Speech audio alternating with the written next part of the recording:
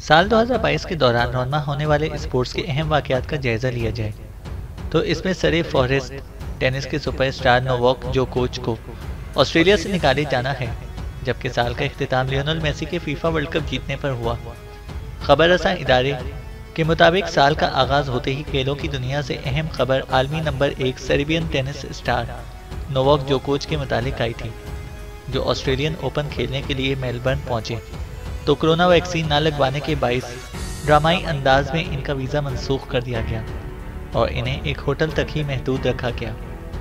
यही नहीं बल्कि नोवाक जोकोविच को यूएस ओपन से बाहर करते हुए इनके अमेरिका सफ़र पर पाबंदी आयद कर दी गई थी।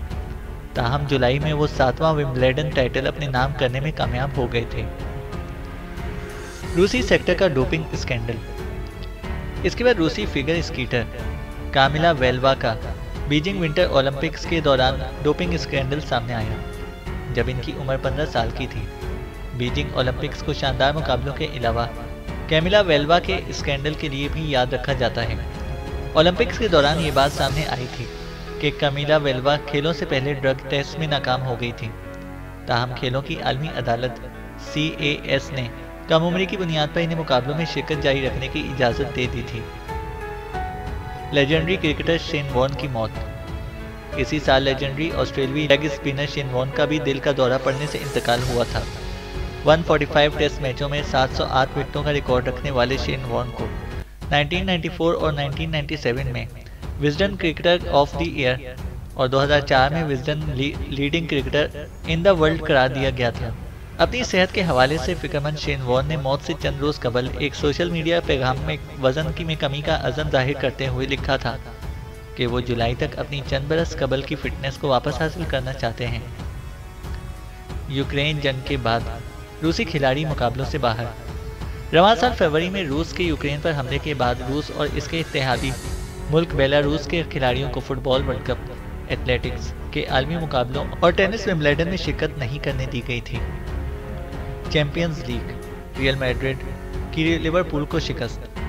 मई में चैंपियंस लीग के फाइनल में रियल मैड्रिड ने लिवरपूल को सनसनीखेज मुकाबले में हरा दिया था, लेकिन मैच शुरू होने से पहले ही दारुल हुकूमत पेरिस में अफरा तफरी की सूरत हाल बर्पा हो गई थी।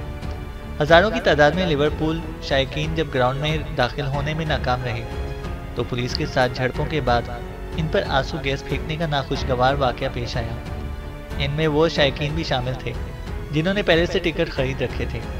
पुलिस ने इल्ज़ाम आयद किया था कि लिवरपूल शायकीन गैरकानूनी तौर पर ग्राउंड में दाखिल होने की कोशिश कर रहे थे।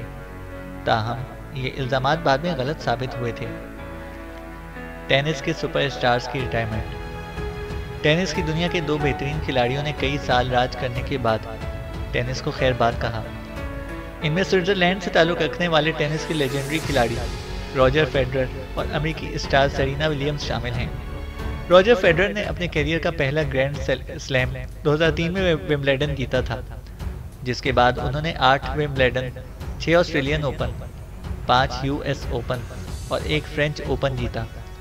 दूसरी जानिब 40 साल अमेरिकी टेनिस स्टार सेरेना विलियम्स ने बाकायदा तौर पर रिटायरमेंट का ऐलान तो नहीं किया था, ताहम उन्होंने इंडिया ज़रूर दे दिया था। उन्होंने रिटायरमेंट का इशारा देते हुए कहा था कि मैं टेनिस से दूर हो रही हूँ। ताहम उन्होंने ये तस्दीक नहीं की थी कि US ओपन इनका आखिरी खेल होगा।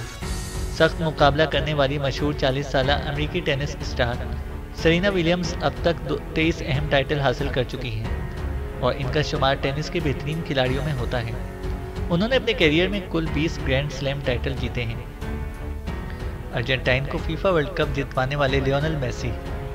इस साल का इख्तिताम अर्जेंटाइन और फ्रांस के दरमियान आसाब शिकन मुकाबले से हुआ, जिसमें अर्जेंटाइन के सुपरस्टार लियोनेल मेसी ने एक मरतबा फिर अपना लोहा मनवा लिया। फीफा वर्ल्ड कप के फाइनल में इस फतह के साथ अर्जेंटाइन 36 साल बाद फुटबॉल वर्ल्ड कप का ताज अपने सर पर सजाने में कामयाब हुआ है।